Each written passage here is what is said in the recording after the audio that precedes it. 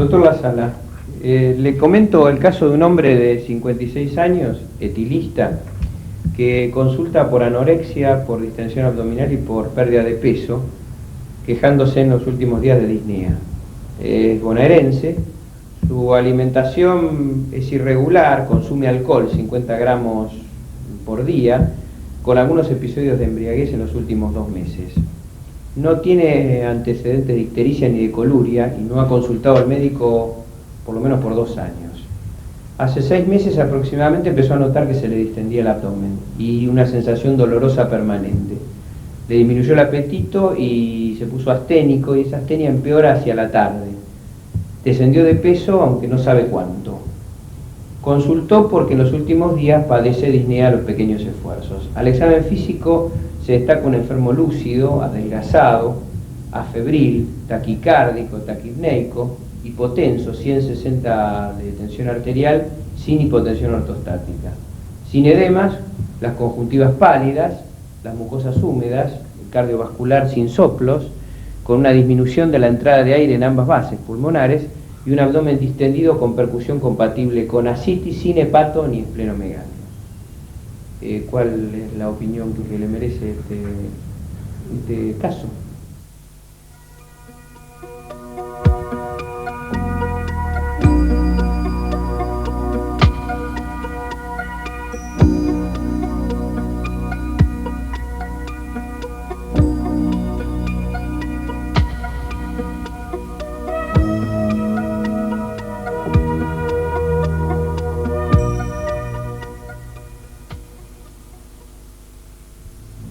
Bueno, el caso que me planteás es realmente interesante y yo creo que tiene algunos aspectos que conviene analizar más a fondo. La primera pregunta que te haría para ver el contexto clínico general del paciente, si él tiene estigmas físicos que puedan hacer suponer de que tiene, por vinculado a su hábito etílico, una cirrosis hepática. Me refiero concretamente si tiene spiders y si tiene su hábito corporal se vincula al hábito de Bostek. Son 2 hallazgos del examen físico de este enfermo. Que los tiene. Que los tiene. Bueno, entonces podríamos decir que por los antecedentes alcohólico-nutricionales y por el examen físico, seguramente este paciente tiene una hepatopatía crónica. ¿Cómo hepatopatía crónica justifica el descenso de peso? Es bien conocido que el cirrótico, por ejemplo, puede bajar de peso aún con apetito conservado. Lo que llama la atención es que al consultar por dolorimiento abdominal difuso, pareciera ser que la ascitis que se le encuentra en el examen físico es de una instalación bastante rápida. Y no está acompañado de edemas en miembros inferiores. Tampoco tiene esplenomegalia, es decir, que el cuadro de hipertensión portal que uno podría vincular a la cirrosis hepática puede estar presente, pero no es inequívoco en este caso. El otro aspecto de interés es el de la disnea a pequeños esfuerzos. En el examen físico el paciente tiene disminución de la entrada de aire en ambas bases pulmonares. No veo que haya en la descripción semiológica que tenga estertores crepitantes como para pensar de que se trata de una insuficiencia cardíaca. De cualquier manera, la insuficiencia cardíaca también habría que tenerla en cuenta, porque es conocido que el alcohol provoca daño miocárdico y la miocardiopatía alcohólica puede debutar como una insuficiencia cardíaca izquierda. De cualquier manera, a mí me parece que lo esencial en este paciente pasa por el dolor abdominal y la ascitis, y todo lo otro es repercusión secundaria a esta. Esta es la razón que pienso que sería muy útil establecer o pedir algunos estudios complementarios del diagnóstico. Por ejemplo, cómo está el hemograma, qué eritrosedimentación tiene, cuál es su hepatograma. Los exámenes complementarios mostraron hematocrito 34%, eritrosedimentación de 120 milímetros, glóbulos blancos de 7800, uremia 46, glucemia 98, bilirrubinemia 0.8, con una bilirrubina indirecta de 0.2, una protrombina de 80%, un KPTT de 34 segundos, con transaminasas y fosfatasa alcalina dentro de límites normales y una albuminemia de 3.7 gramos por litro. Está bien. ¿Y punción de líquido acítico le hicieron? Decidimos realizarle una punción abdominal y obtuvimos líquido acítico que demostró 3.000 células con 80% de linfocitos.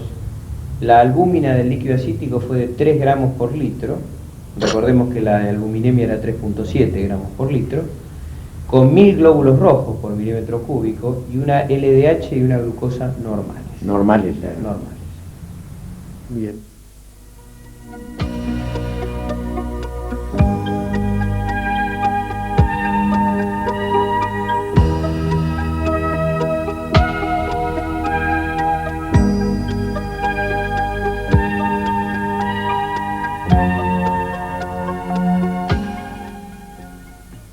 Bueno, no cabe duda que el laboratorio aporta datos de extraordinario interés. Por de pronto el paciente está anémico, es un varón con menos de 34% de hematocrito. Después sería interesante saber el volumen corpuscular medio, teniendo en cuenta que en el alcoholista es posible observar macrocitosis, ya sea por déficit de ácido fólico o sin déficit de ácido fólico por alteración de la membrana eritrocitaria. La otra cosa que llama la atención es la eritrosedimentación francamente acelerada que no está vinculada a la cirrosis. La cirrosis aumenta la eritrosedimentación secundariamente a la disprotidemia.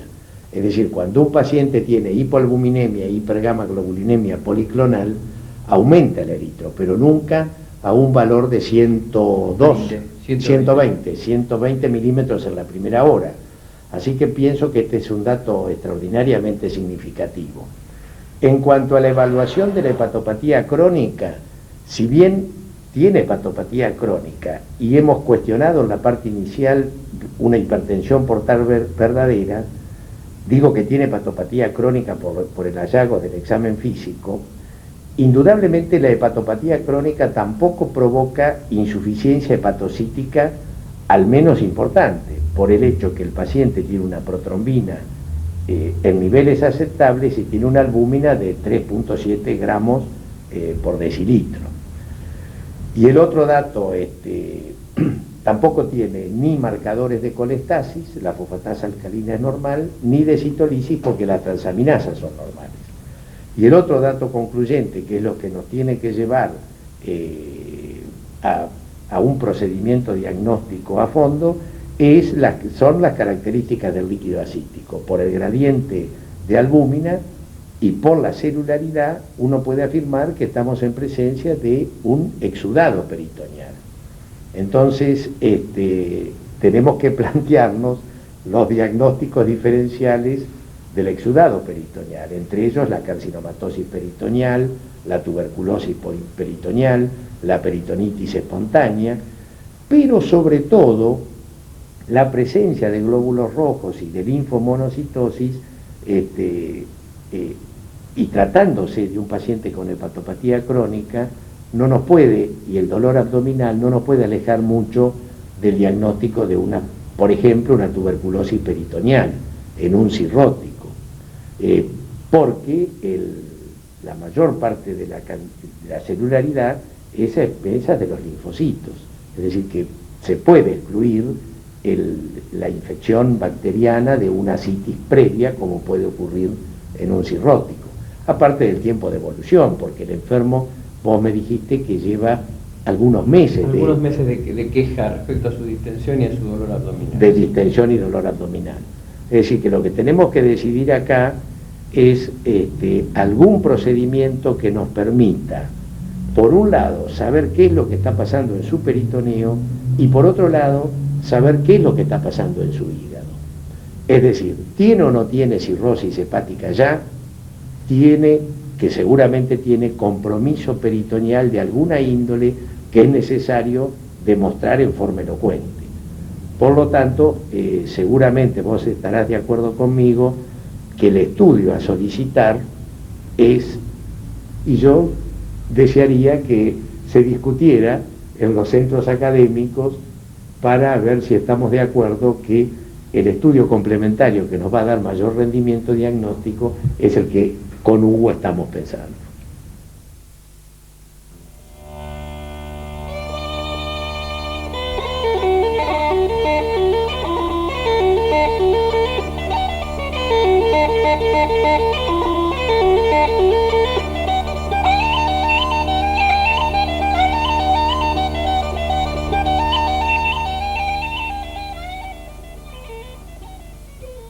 pareció que, a pesar de que podíamos hacer una ecografía y una tomografía computadorizada de abdomen para ver el hígado, las características, incluso buscar ganglios o características del peritoneo, el estudio que nos iba a dar mayor resultado y la posibilidad de biopsiar el hígado e incluso el peritoneo después de ver sus características era la videolaparoscopía.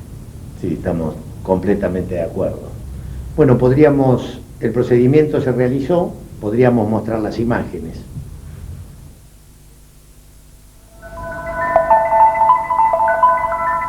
Bueno, como estamos viendo en el video, aparte del líquido peritoneal, se puede observar que todo el peritoneo está ocupado por granulomas, que después demostraron ser granulomas de etiología tuberculosa. Esto no solo en el peritoneo parietal, sino también en visceral y sobre la cápsula de Gleason. También es fácil observar el sangrado después de la biopsia del peritoneo, y tener en cuenta que en la citis tuberculosa el exudado puede ser hemorrágico, y de hecho este paciente tenía 1000 glóbulos rojos por milímetro cúbico, si bien lo que predominaban eran las células linfomononucleares en un 80%. La peritonitis tuberculosa no ha desaparecido, aunque es rara en los países desarrollados. Como en el caso que hemos planteado, la mayoría de estos enfermos son etilistas, por lo que el diagnóstico diferencial se hace siempre con el de la cirrosis alcohólica. El análisis del líquido acítico es complicado por el hecho de que en oportunidades el gradiente de albúmina, elevado en la hipertensión portal y bajo en situaciones de inflamación de la serosa, no logra definir una de las dos situaciones. Cuando un paciente cirrótico con hipertensión portal tiene una enfermedad agregada, como en este caso, y que es la tuberculosis, el gradiente que predomina es el de la hipertensión portal. La pista para el diagnóstico de nuestro enfermo la llevó el predominio mononuclear en el líquido, que en general no supera las 3000 células. Aparte, desde el punto de vista clínico, la tensión abdominal y el dolor a la palpación y dolor espontáneo. La vaciloscopía del líquido acítico para el diagnóstico de tuberculosis carece de valor, ya que es positiva en menos del 2%. Por el contrario, la biopsia peritoneal guiada bajo videolaparoscopía tiene una sensibilidad que se aproxima al 100%, y por eso fue una de las razones en que elegimos este procedimiento para definir la situación del paciente. El estudio de la adenosíndiaminasa, una enzima que marca actividad linfocitaria, tiene una especificidad del 90% en la peritonitis tuberculosa, aunque la misma disminuye dramáticamente en presencia de cirrosis concomitante. La LDH, otra de las enzimas importantes a determinar, puede estar elevada en el líquido peritoneal de las ascitis mixtas, como por ejemplo el caso nuestro de hepatopatía crónica más tuberculosis, pero no necesariamente aumentada en sangre, y de hecho nuestro paciente tenía la LDH normal. Finalmente quiero manifestar que la biopsia hepática del enfermo demostró que, sino que se trataba hepática del enfermo, demostró que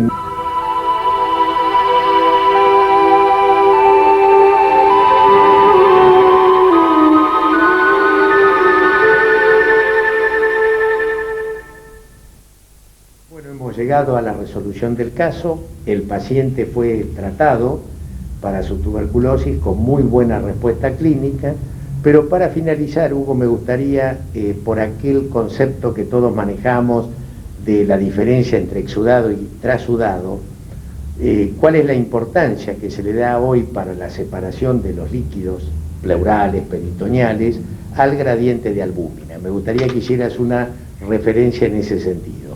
Bueno, como se observa en la pantalla en este momento, en el caso de los líquidos peritoneales se los puede dividir en aquellos en donde el gradiente de albúmina es mayor a 1.1 y aquellos en que el gradiente es menor a 1.1.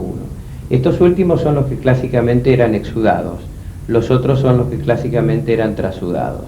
Como se ve en el gráfico proyectado, aquellos trasudados son los dependientes de cirrosis, insuficiencia cardíaca, situaciones agudas alcohólicas como la hepatitis, el síndrome de Budd-Chiari, o aquellas ascitis mixtas, que como decía el doctor Lasala anteriormente al mostrar el video, predomina la cirrosis sobre la causa agregada que pueda tener el paciente. Con respecto a aquellas causas de líquido acítico con gradiente menor a 1.1, son el síndrome nefrótico, las neoplasias, la citis pancreática, la serositis, por ejemplo, de las colagenopatías, e incluso la tuberculosis, por supuesto que aislada en el caso de un paciente que no tenga tuberculosis, como es el caso del paciente que presenta. Muy bien. Bueno, hemos terminado la presentación. Creemos que este caso es ilustrativo de los problemas clínicos y con frecuencia nos enfrentamos al paciente con ascitis y tenemos que definir si tiene antecedentes de etilismo, si esa ascitis es atribuible exclusivamente a la hipertensión portal o a la hipertensión portal y a la hipoalbuminemia, como ocurre en muchos casos, o hay una patología agregada que descompensa la hepatopatía de base. Muchas gracias.